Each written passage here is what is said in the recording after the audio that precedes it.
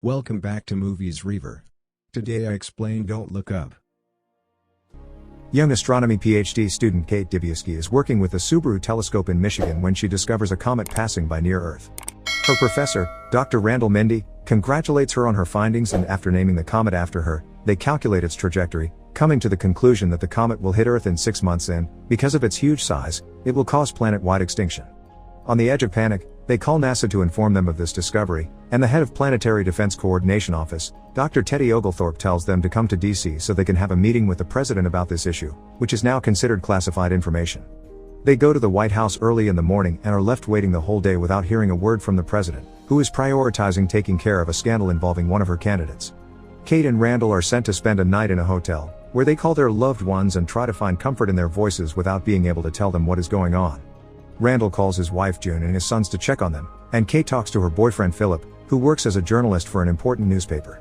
The following day, Kate, Randall, and Teddy finally get to see President Janie Orlean and the Chief of Staff Jason Orlean, who also happens to be the president's son.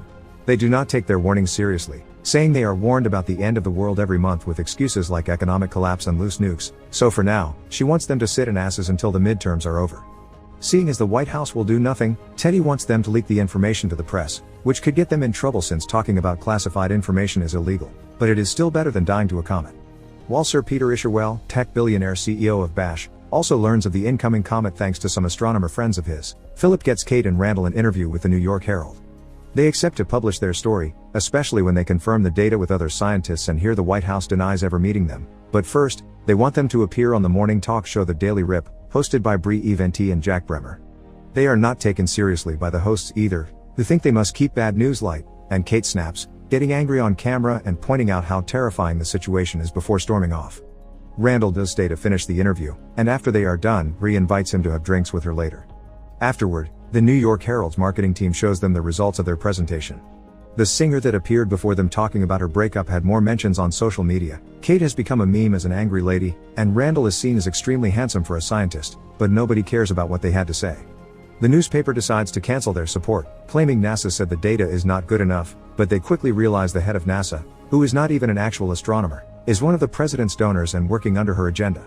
To make matters worse, Philip takes advantage of Kate going viral and writes an article about how he used to sleep with her, which she accepts as a breakup. And Randall cannot keep himself out of social media, arguing with anybody that questions his scientific knowledge and conspiracy theorists. When the president finds herself as part of a bigger scandal involving some intimate pictures of her private parts, she sends the FBI to bring Kate, Randall, and Teddy to her office again and apologizes for having ignored them. Kate quickly picks up on the fact they are doing this just because they are afraid to lose the midterms, but accepts to help anyway because getting to stop the comet is the most important priority at the moment. The president makes a national broadcast, announcing the comet is real and that they have a plan to destroy it. They will launch a spacecraft that can strike the comet using nuclear weapons. Despite Randall's opinion that this should be a mission guided by remote technology, Janie chooses General Benedict Drast to pilot the spacecraft, because she thinks having a hero as the image of their plan will help people cope with the news. Janie and Randall begin appearing in all kinds of TV shows and magazine covers as the event goes viral on the internet, finally getting the attention it deserves. After appearing on The Daily Rip again, Randall and Brie end up sleeping together while Teddy and Kate argue with comet deniers on a conservative show. The day of the launch comes, and the event is broadcast globally. The spacecraft successfully takes off, but General Drast's microphone is quickly muted because he keeps saying incredibly bigoted things on camera. Everyone is ready to celebrate the fact the comet will be gone soon, but when Isherwell arrives and talks privately to the president, they are shocked to discover the spacecraft is coming back. Janie has cancelled the mission. Some hours later, while the world is still trying to understand what happened, Randall is assigned as chief science advisor to the White House and brought to an emergency cabinet meeting while Teddy and Kate are left behind. It turns out the reasons why they canceled the mission is because Isherwell, who is also one of the president's donors, has discovered that the comet is composed of trillions of dollars worth of rare earth minerals that technology manufacturers use in objects like phones, and they have been running short of them because China owns most of the mines. The plan is to send some drones to fragment the comet and let those smaller fragments fall into the ocean to be mined later. Randall does not agree with this, especially when he realizes that the technology Isherwell is going to use has not undergone scholarly peer review and every scientist that tried to speak against it has been silenced, but the matter is out of his control now. After the meeting, he gets together with Kate and Teddy in a bar and tells them all about Isherwell. Some of the people overhear them and Kate decides they deserve to know the truth, so she announces loudly for everyone to hear that the president will allow the comet to hit the planet so rich people can get even richer.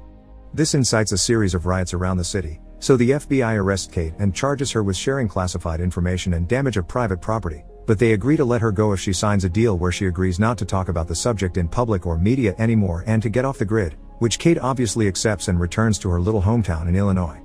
Getting her old life back is not easy, since her parents will not take her back because they support the government and do not want any traitors in their house. She begins working as a cashier at a supermarket where he meets Yul and his friends, who admire her and invite her to hang out with them. After discovering they have been stealing from the market and letting them go anyway because she does not care anymore considering the end of the world is coming, Kate accepts to join them, beginning a relationship with Yul. Meanwhile, Randall continues to work for the president, thinking that is the only thing he can do to help the planet in some way, and has an ongoing affair with Bree.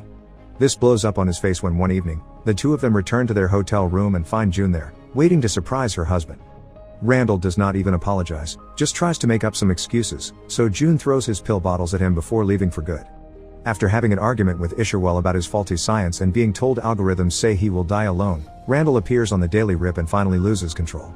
Furious, he yells on national television and calls everyone out for not being more worried about the comet, which people had started to believe is not real. He also points out how Isherwell is shutting up all scientists that do not agree with him, that the president lied and that the whole administration has lost its mind. The FBI catches him after this and offers him the same deal they gave Kate, so Bree breaks up with him.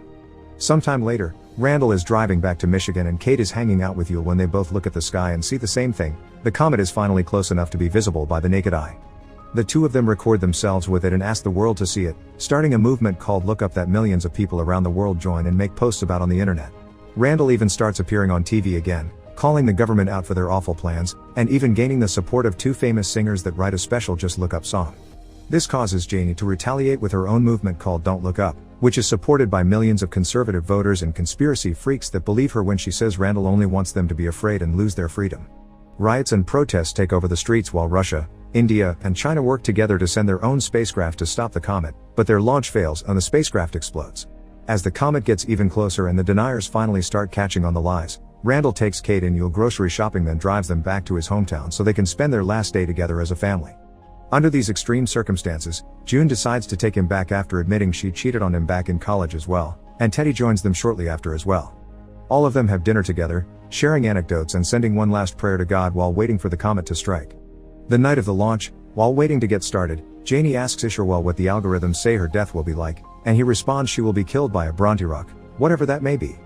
The spacecraft takes off and they lose some of the drones, but Isherwell anticipated there was a margin for error and claims everything is fine. However, he is incredibly wrong, and the rest of drones explode as soon as they make contact with the comet. Knowing they will be dead for sure now, Isherwell and Janie leave the premises to join other millionaires on a secret spaceship designed to keep its passengers alive cryogenically so they can flee Earth before doom strikes. Completely forgetting about her son, Janie calls Randall and offers him a place for him and his wife, but he turns it down, wanting to stay with them until the end. People around the world cling to their loved ones as the comet hits Earth and destroys life as we know it. The only survivor to come out from under the ruins is Jason, who immediately celebrates his life by taking a selfie. 22,740 years later, the ship with millionaires finally finds a planet with an atmosphere similar enough to Earth's for them to live in.